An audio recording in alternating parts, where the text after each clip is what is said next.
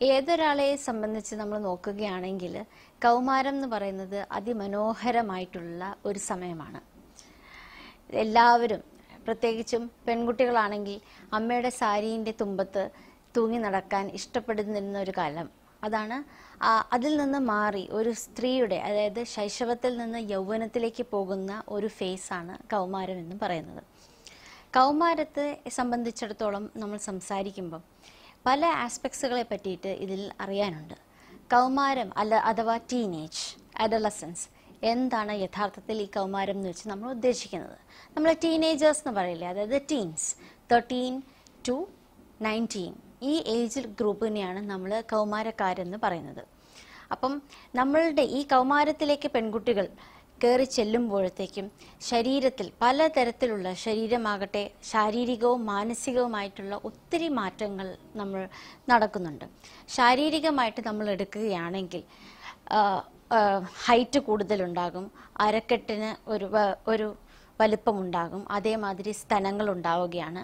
പിന്നെ secondary sexual characters, അതായത് കക്ഷത്തിലുള്ള മുടി, ഗുഹ്യഭാഗത്ത് മുടി ഉണ്ടാവുക, അതേമാതിരി തന്നെ ആർത്തവം തുടങ്ങുന്ന സമയവും കൗമാരത്തിൽ തന്നെയാണ്.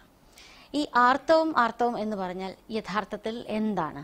യഥാർത്ഥത്തിൽ കൗമാരക്കാർ വളരെയധികം പേടിക്കേണ്ട, അതായത് ആരാണെങ്കിലും പേടിക്കേണ്ട ഒരു കാര്യമാണോ ഈ ആർത്തവം എന്ന് പറയുന്നത്?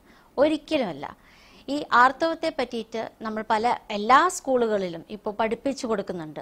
ഈ ആർത്തവം എന്ന് പറഞ്ഞിട്ടുണ്ടെങ്കിൽ എന്താണ്, നമ്മൾ എന്തെല്ലാം പ്രിക്കോഷൻസ് ആണ് ആ സമയത്ത് എടുക്കേണ്ടത്, എന്തെല്ലാം ചെയ്യണം, എന്തെല്ലാം ചെയ്യാൻ പാടില്ല എന്ന് പറഞ്ഞ് എല്ലാ സ്കൂളുകളിലും എടുക്കുന്നുണ്ട്. പക്ഷേ ഏറ്റവും നല്ല മനോഹരമായിട്ടുള്ള രീതിയിൽ ഒരു പെൺകുട്ടിക്ക് ആർത്തവത്തെ പറ്റി പറഞ്ഞു കൊടുക്കാൻ പറ്റുന്നത് അവളുടെ അമ്മയ്ക്കായിരിക്കും. കാരണം കുട്ടിയെ പറഞ്ഞ് മനസ്സിലാക്കേണ്ടത് ഇതൊരു സാധാരണ എല്ലാ സ്ത്രീകൾക്കും, അതായത് അമ്മയായ എനിക്കും ഉണ്ടാകുന്ന ഒരു സംഭവമാണ്. ഇതാലോചിച്ച് ടെൻഷൻ അടിക്കേണ്ട യാതൊരു ആവശ്യവുമില്ല. ഇനി ആർത്തവം എന്ന് പറഞ്ഞാൽ എന്താണ്? നമ്മൾക്ക് എല്ലാവർക്കും അറിയാം, ഒരു ഗർഭപാത്രമുണ്ട്, അണ്ഡവാഹിനികളുണ്ട്, അതേമാതിരി അണ്ഡങ്ങളുണ്ട്. ഈ ഗർഭപാത്രം എന്ന് പറയുന്നത് ഇതിൻ്റെ തൊട്ടടുത്ത് മൂത്രസഞ്ചിയുടെയും മലസഞ്ചിയുടെയും നടുവിൽ നിൽക്കുന്ന ഒരു അവയവമാണ് ഈ ഗർഭപാത്രം എന്ന് പറയുന്നത്. ഈ ഗർഭപാത്രത്തിൻ്റെ ഉള്ളിലുള്ള പാട ഒരു കുട്ടിയെ സ്വീകരിക്കാനായിട്ട് റെഡിയായിട്ടിരിക്കുകയാണ്, ഒരു കുഞ്ഞിനെ സ്വീകരിക്കാനായിട്ട് റെഡിയായിട്ട് നിൽക്കുന്നു. പക്ഷേ അവിടെ ഗർഭധാരണം നടക്കാത്ത സമയത്ത് ഈ ഉള്ളിലിരിക്കുന്ന പാട പുറത്തേക്ക് പോകുന്നു. അതിനാണ് ഈ മെൻസസ് അഥവാ പീരിയഡ്സ് അല്ലെങ്കിൽ ആർത്തവം എന്ന് പറയുന്നത്. ആർത്തവം സാധാരണ എത്രാമത്തെ വയസ്സിലാണ് തുടങ്ങാറുള്ളത്?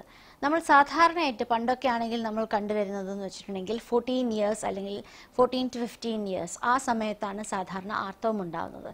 പക്ഷേ ഇപ്പം നമ്മളുടെ വേൾഡ് എന്ന് പറയുന്നത് ഇറ്റ് ഇസ് ഫാസ്റ്റ് എക്സ്പാൻഡിങ് ആണ്, ഇറ്റ്സ് ഗോയിങ് ടു ഫാസ്റ്റ്.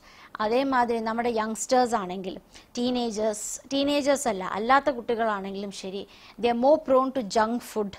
അങ്ങനെയെല്ലാം കഴിക്കുമ്പോഴത്തേക്കും ഇപ്പം ആർത്തവം എന്ന് പറയുന്ന 10ാമത്തെ വയസ്സിൽ തന്നെ ആർത്തവം ഉണ്ടാകുകയാണ് നമ്മൾ കാണുന്നത്. എന്തിന്? 13ാമത്തെ വയസ്സിൽ കുട്ടികൾ ഗർഭം തന്നെ ധരിക്കുന്നുണ്ട്. അപ്പം ആർത്തവം വളരെയധികം നേരത്തെ തന്നെ ഇപ്പോൾ പെൺകുട്ടികൾക്ക് വരുന്നുണ്ട്. അപ്പം ആർത്തവത്തിനുള്ള നമ്മൾ എന്തെല്ലാം പ്രിപ്പറേഷൻസ് ആണ് നമ്മൾ ചെയ്തിരിക്കേണ്ടത്? സെക്കൻഡറി സെക്ഷൽ ക്യാരക്ടേഴ്സിൻ്റെ കാര്യം പറഞ്ഞല്ലോ. ഈ പറഞ്ഞ മാതിരിയുള്ള യൂഷ്വലി ഒരു 16 ഇയേഴ്സൊക്കെ ആകുമ്പോഴത്തേക്കെങ്കിലും 16 ഇയേഴ്സ് ആയിട്ടും ഇത്തരം സെക്കൻഡറി സെക്ഷൽ ക്യാരക്ടേഴ്സ് ഉണ്ടാകുന്നില്ല, ആർത്തവം ഉണ്ടാകുന്നില്ല എന്ന് കാണുകയാണെങ്കിൽ തീർച്ചയായിട്ടും നമ്മൾ ഡോക്ടറിനെ, ഗൈനക്കോളജിസ്റ്റിനെ കാണിക്കേണ്ടതുണ്ട്. എന്തെങ്കിലും അപാകതകൾ വല്ലതുമുണ്ടെങ്കിൽ നമ്മൾ അത് എൻഡോക്രിനോളജിസ്റ്റിൻ്റെ അടുത്തേക്ക് അയക്കുകയാണ് ചെയ്യുന്നത്.